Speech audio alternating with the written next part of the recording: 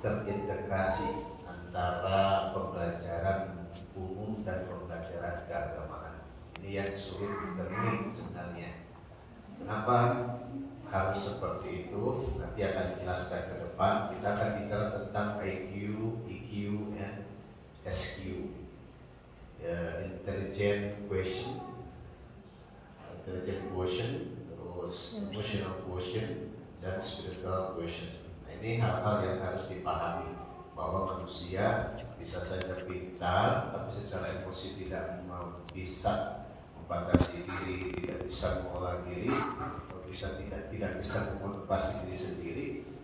Bisa-bisa dia mudah rapuh dan mudah selesai dengan setiap tantangan, jadi tidak mau melanjutkan tantangan. Ada yang seperti itu.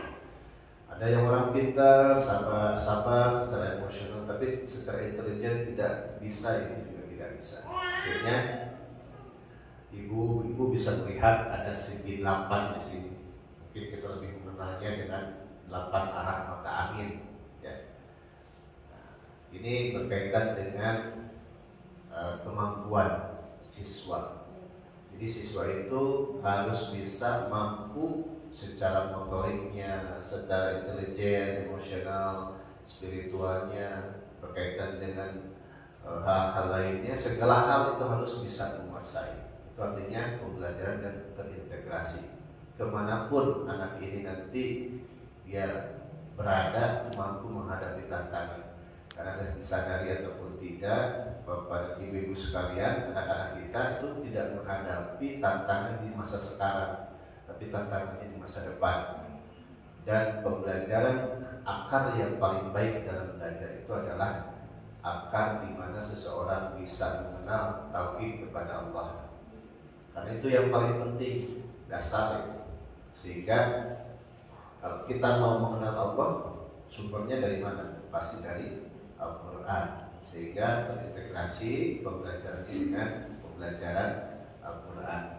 Kemudian warna kuning di tengah itu adalah nafsu mutmainnah, semangat belajar yang kuat, glorious, dalam bahasa Inggris itu glorious, jadi punya semangat kemenangan, punya nilai warna emas, warna kejayaan. Jadi dari hati yang menggelora, dari niat yang kuat, anak-anak bisa mencapai menyebar ke seluruh penjuru alam ini untuk memberi manfaat, ya. Nah, kemudian Darul itu sendiri adalah tempat ma'arif di mana diberikan berbagai macam pengetahuan. Jadi kalau ulum itu ilmu, kalau ma'arif itu ilmu pengetahuan, ya. Jadi ada alim, ada arif. Kalau orangnya itu alim, kalau orangnya itu arif. Tempat ini al-ma'arif, tempat berbagai macam ilmu pengetahuan diberikan. Mudah-mudahan di sini berkembang terus sampai pendidikan SMP, pesantren dan yang lainnya bisa digerakkan di sini. Mohon doanya ibu sekalian, ya. Kemudian ada warna kuning seperti ini, ya. Nah, itu namanya horizon, cakrawala, batas. Kalau misalnya kita ke pantai, ke laut, pasti laut itu tiba-tiba tenggelam, gitu, ya. Itu namanya batas pandang kita, namanya cakrawala, horizon. Atau dalam bahasa Inggris filsafat disebutnya frontier, batasan. Batasan kita ini tadi saya sampaikan, kita batasannya adalah horizon itu, tapi anak-anak kita harus melewati batasan itu. Jadi di dalam Ma'arif itu logonya melewati batasan itu. Jadi anak-anak dipersiapkan untuk melewati khatulistiwa kita, cakrawala kita, melewati cakrawala kita, melewati batas pandang kita. Jadi diharapkan menjadi waladun salihun, anak-anak yang melebihi pencapaian orang tuanya, melebihi secara keilmuannya, ya. Kalau misalnya orang tuanya hanya hafal surat-surat pendek, anak-anaknya bisa hafal 30 juz, itu kan melebihi cakrawala, batasan orang tuanya. Kalau anak-anaknya cuma bisa hitung matematika biasa, anak-anak ini harus intensif, harus lebih cepat. Artinya segala hal yang berkaitan dengan pengetahuan, anak-anak mereka harus melebihi orang tuanya. Nah, jadi melebihi cakrawala orang tuanya. Jadi waladun salihun kalau dalam bahasa Arab, kalau dalam teori filsafat itu adalah beyond the frontier, melebihi frontier, melebihi batasan kita sendiri. Karena kita sebagai orang tua harus memahami dan harus menyadari bahwa anak-anak kita itu akan menghadapi tantangan di luar batasan kita. Gitu.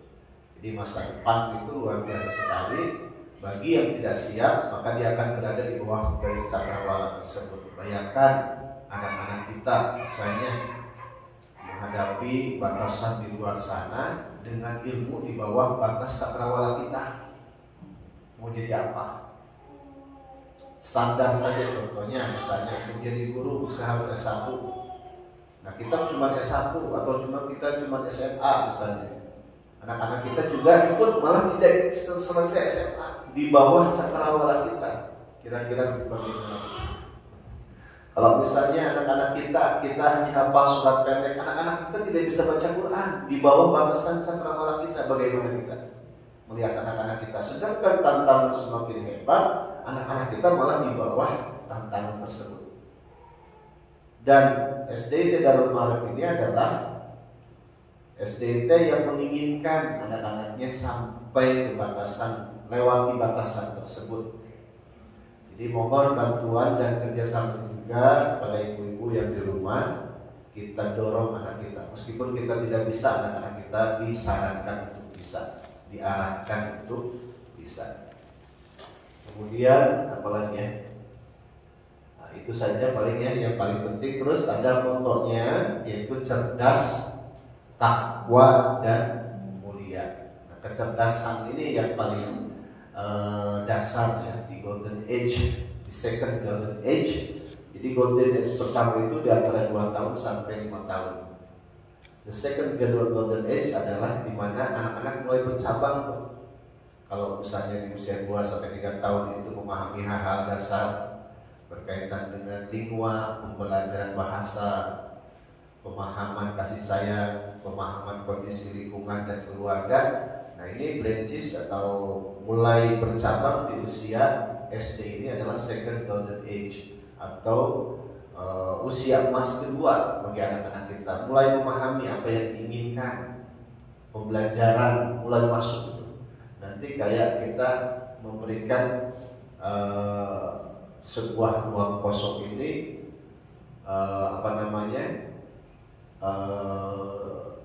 lampunya misalnya ya, AC atau hiasan-hiasan lainnya atau kepentingan-kepentingan lainnya. Kalau misalnya di SD, di sebelum SD itu kita membuat ruangan, nah di SD ini kita pasang instalasi listriknya, pasang jendelanya, ya kayak gitu.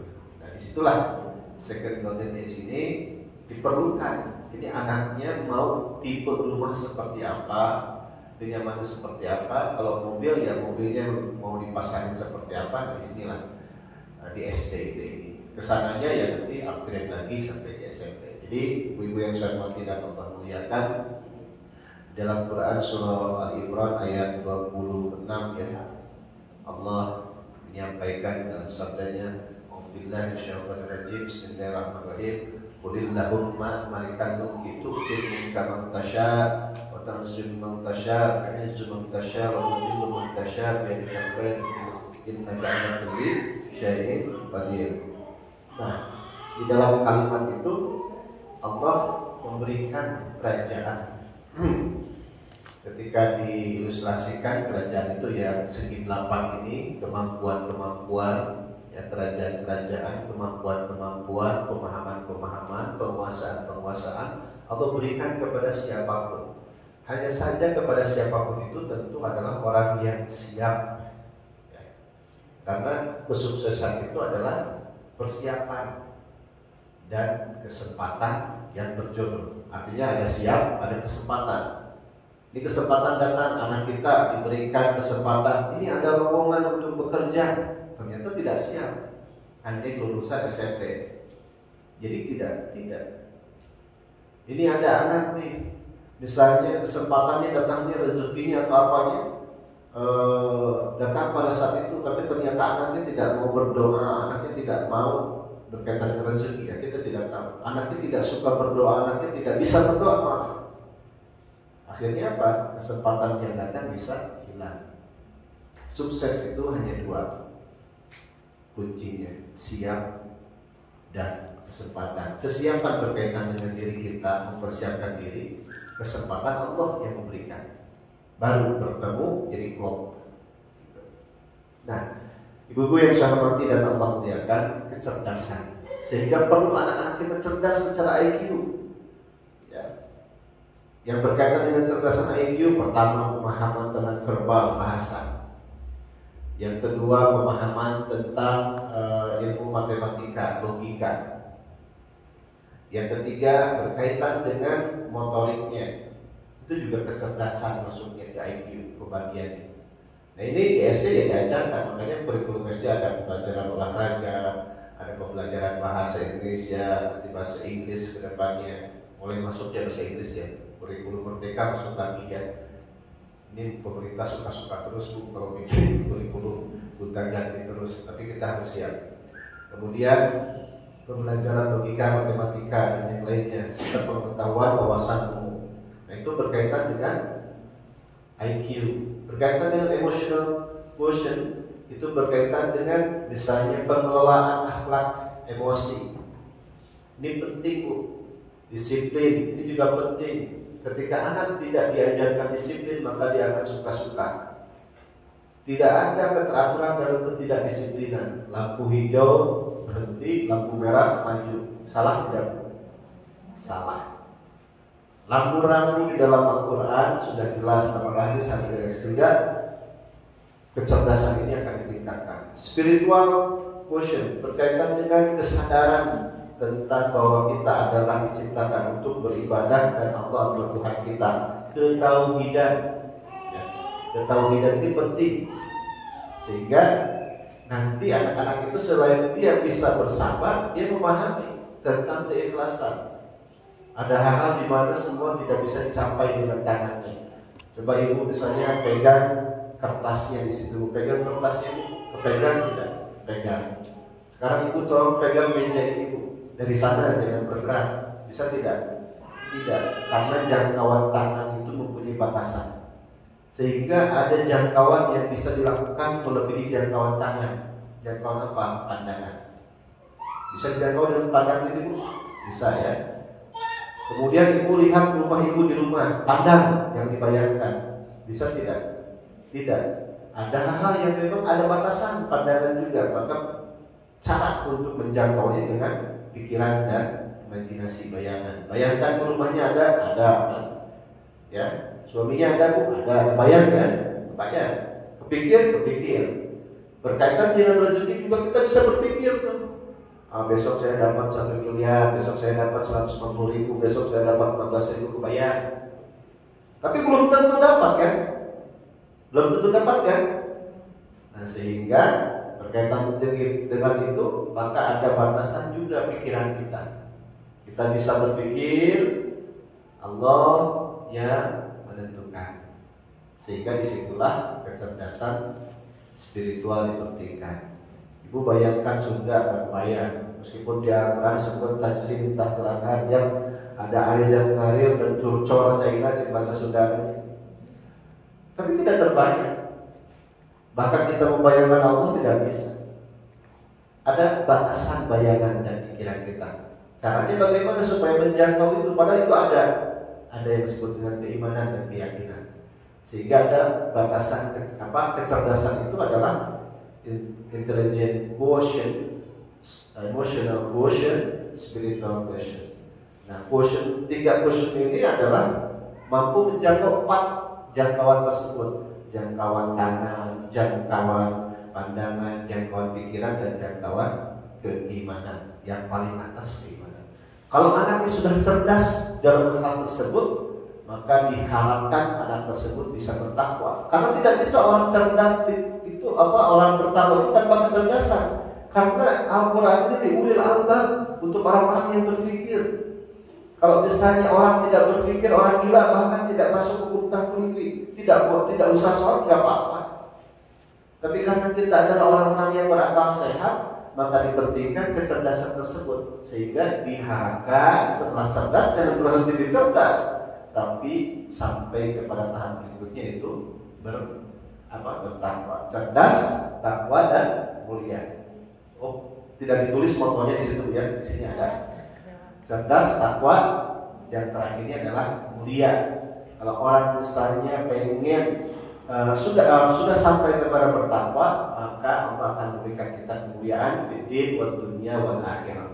Tujuan utamanya adalah supaya anak-anak ibu belajar di sini adalah menjadi anak-anak yang mulia di mata Allah Subhanahu wa taala, juga di mata ibu dan juga di mata teman-teman dan lingkungan sosialnya. Allahumma amin ya rabbal alamin. Kemudian ini sudah ada visinya. Nah, kalau yang kayak ini tidak usah saya sampai jelaskan, tapi di situ sudah tertulis. Jadi di sini adalah penyelenggaraan. Bapak dan Ibu yang saya hormati dan Allah muliakan, saya mengucapkan selamat datang di SDIT Darul Ma'arif dan di keluarga besar Darul Ma'arif Cipanas. Semoga kebersamaan kita nanti ke depan sampai 6 tahun bisa saling mengisi, Ibu ya. Karena ini adalah SDIT yang baru tumbuh embrio, tapi bukan berarti kita tidak berkualitas, tidak bermaksud menyombongkan diri, tapi data-data alhamdulillah Ibu yang saya hormati dan Allah muliakan, mari kita bersyukur bersama-sama kepada Allah dan beriman bahwa SDIT Darul Ma'arif ini adalah SDIT yang paling dicari sekarang di wilayah Cipanas ya. Alhamdulillah ibu-ibu bisa mendaftar di sini.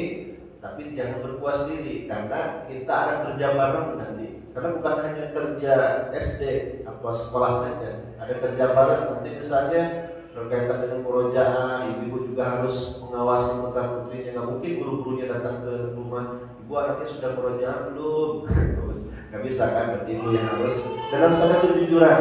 Ya, kalau memang belum ya belum.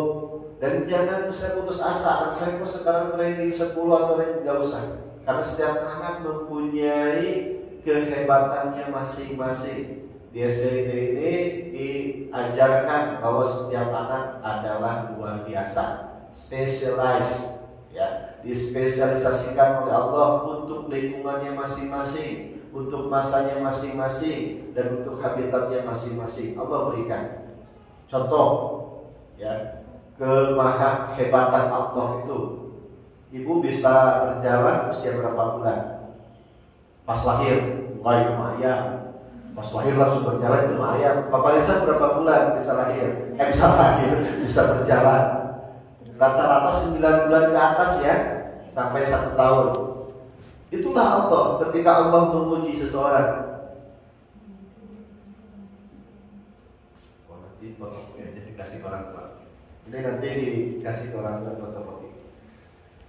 Bapak Lisa usia 9 bulan berjalan. Ibu juga seperti itu. Ketika Allah memerintahkan kita untuk berjalan, berlari, berdiri, berlari, 9 bulan sebelumnya Allah sudah kasih kita kaki. Itu tidak cukup. Jadi sebelum Allah memerintahkan kita berjalan, Allah sudah memberikan kita kaki. Sebelum Allah memerintahkan kita bisa ngomong seperti ini, Allah sudah memberikan kita mulut, lidah, dan fungsi-fungsi utama untuk bisa bicara. Artinya sadarilah bahwa apapun yang akan Allah berikan nanti ujian di masa depan, sebenarnya Allah sudah menginstal kepada kita, memasang kepada kita potensi untuk bisa melakukan itu. Jadi anak-anak ibu masuk ke sini adalah pilihan Allah. Artinya apa? Allah sudah memberikan Bapak Ibu sekalian, menitipkan anak-anak di sini, anak-anaknya sekalian belajar di sini untuk disiapkan di masa depan, insya Allah. Semoga kebersamaan kita akan terus dalam kemaslahatan. Tegur dan saran yang positif akan sangat kami nantikan, dan kemudian juga mudah-mudahan kita bisa memperbaiki, saling memperbaiki satu sama lain. Karena pendidikan bukanlah kewajiban lembaga pendidikan, tapi justru kewajiban kita semua. Kekuatan kita mendidik dan kaum mukminin, saling memberikan peringatan itu adalah memberikan manfaat untuk orang-orang yang beriman.